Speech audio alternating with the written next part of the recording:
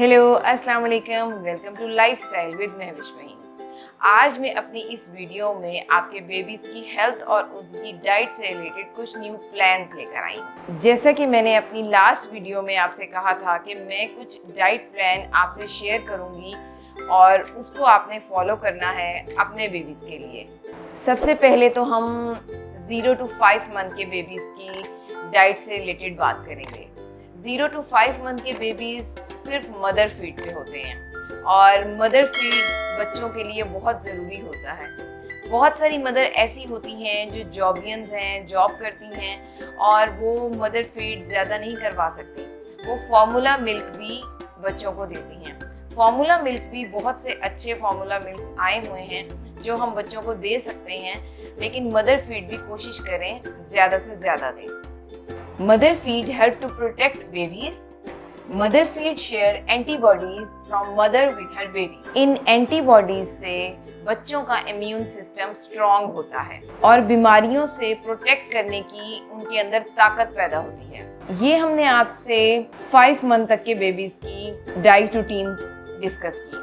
अब हम 6 to 12 month के बेबीज की डाइट रूटीन डिस्कस करेंगे। बहुत सारी मदर परेशान होती हैं कि हम अपनी बेबी मदर फीड पे था या फॉर्मूला मिल्क पे था, हम एकदम उसको सॉलिड फूड पे कैसे लें, और अगर हम उसको सॉलिड फूड देंगे तो वो कहीं डाइजेस्ट कर पाएगा कि नहीं या च्यू कर पाएगा कि नहीं। तो इसको क्या करना चाहिए? हमें सबसे पहले बच्चे को सॉफ्ट चीज़ें देनी चाहिए। सॉफ्ट चीज़ों में मैश बनानास आ जाते हैं, मैश पोटैटोज आ जाते हैं, जो आपको मैंने राइस सीरियल बताया था वो भी आ जाएगा इसमें, मैंगो प्योरे आ जाएगा। इसी तरह की सॉफ्ट चीज़ें आ जाएंगी जो आप अपने बच्चों को दे सकते हैं। इन सॉफ्ट चीज़ों के बाद जब आहिस्ता आहिस्ता बच्चा ग्रो करता है और बच्चा बड़ा होता है तो हम उसको थोड़ी और डिफरेंट चीज़ें भी दे सकते हैं। जब बच्चा 1 ईयर का हो जाता है तो हम उसको नट्स दे सकते हैं। जितने ज़्यादा आप उसको नट्स देंगे, आलमंड्स देंगे, कैश्यू नट्स देंगे, तो उससे बच्चे की माइंड की ग्रोथ होती है। अब हम बेबी के डाइट प्लान की, जो मैंने आपसे डिस्कस किया था कि मैं आपको एक डाइट प्लान बताऊंगी, उससे रिलेटेड बात करते हैं। मैं अपने बेबी की क्या डाइट रूटीन रखती हूँ वो आपको डाइट रूटीन बताती हूँ। मेरे ट्विन बेबीज़ हैं और मुझे उन दोनों की डाइट रूटीन का ख्याल रखना पड़ता है। मेरे बेबीज़ 9 o'clock उठ जाते हैं। मैं उनको तब फार्मूला मिल्क से स्टार्ट करती हूँ। एक बच्चे को फार्मूला मिल्क देती हूँ और एक बच्चा मदर फीड पे होता है, क्योंकि दोनों बच्चों को मदर फीड इकट्ठे नहीं करवा सकते। मदर फीड और फार्मूला मिल्क दोनों मुझे लेके चलना पड़ता है। इसके बाद 2-3 घंटे का गैप देने के बाद मैं 12 o'clock to 1 o'clock मैं उन्हें कुछ सॉलिड देती हूँ। सॉलिड में मैं उनको मैश पोटैटोज देती हूँ और राइस की खीर भी कभी बना के दे देती हूँ। और इससे जब बच्चा कुछ सॉलिड खाता है तो इससे बच्चे की को 3 से 4 घंटे आप उसको कुछ ना दें, वो इस सॉलिड से उसका पेट भरा रहता है। और जब 3-4 बजते हैं तो मैं उसको मदर फीड कराती हूँ। फिर मेरे पास ट्विंस बेबीज़ हैं, इसलिए पहले एक को मदर फीड करवाती हूँ और फिर दूसरे को मदर फीड करवाती हूँ।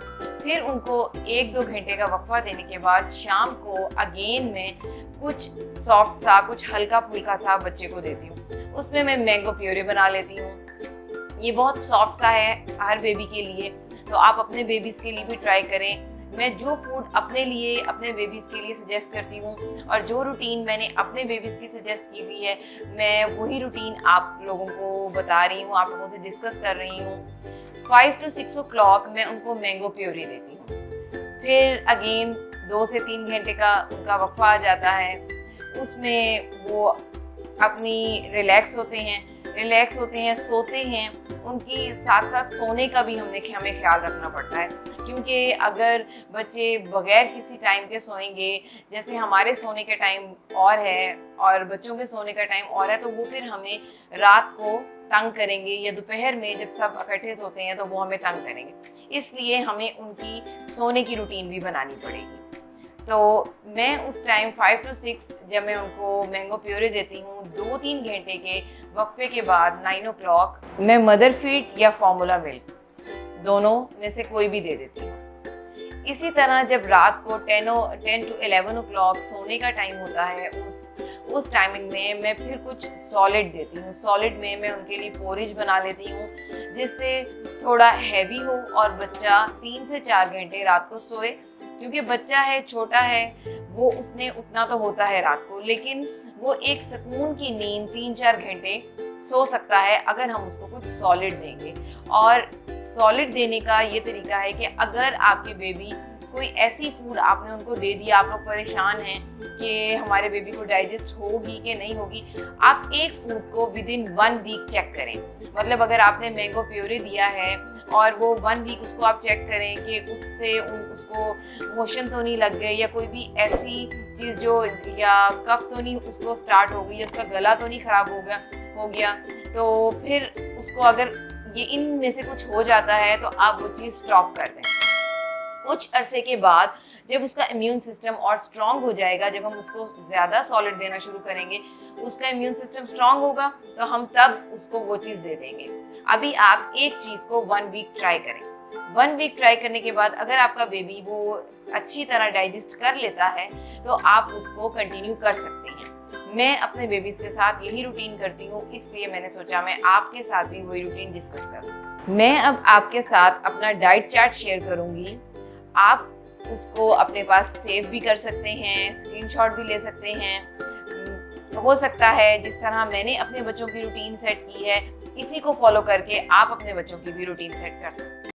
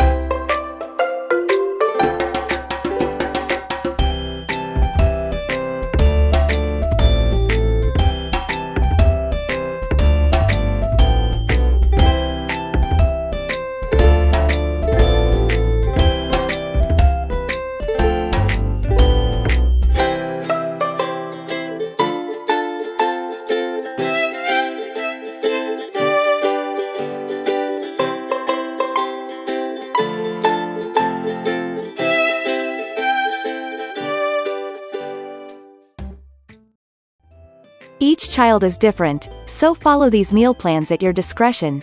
You can modify the meal according to your child's preferences and requirements. Introduce only one fruit or vegetable to your baby at a time and feed it for at least 3 days. If there are no signs of an allergy, you can continue the same. If your baby has an allergic reaction, stop that food immediately. In case the allergic reaction persists, consult a pediatrician. If your child has a known food allergy to nuts, gluten, eggs, etc., please consult your doctor before following the suggested diet plan. Don't stop breastfeeding at once. Breastfeed on demand or in between meals.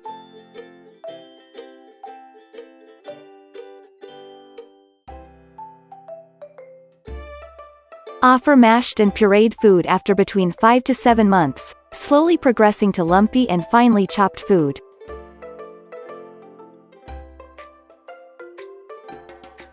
While preparing the formula, please follow the instructions on the box and use the measuring spoon provided with it.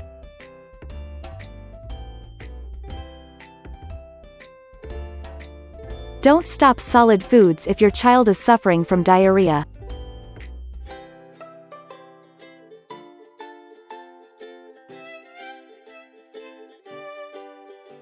Some kids may eat less on some days, which is all right. However, if your child eats less for more than 3 to 4 consecutive days, consult your doctor. A child may eat less if is teething or ill.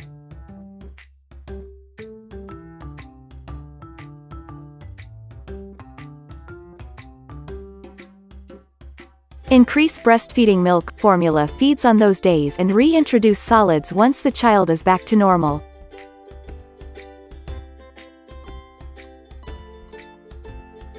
If you are introducing any new foods for the first time, ensure you consult your baby's pediatrician and follow the 3 days rule to check for any allergies. Remember, mother's milk is best for your baby.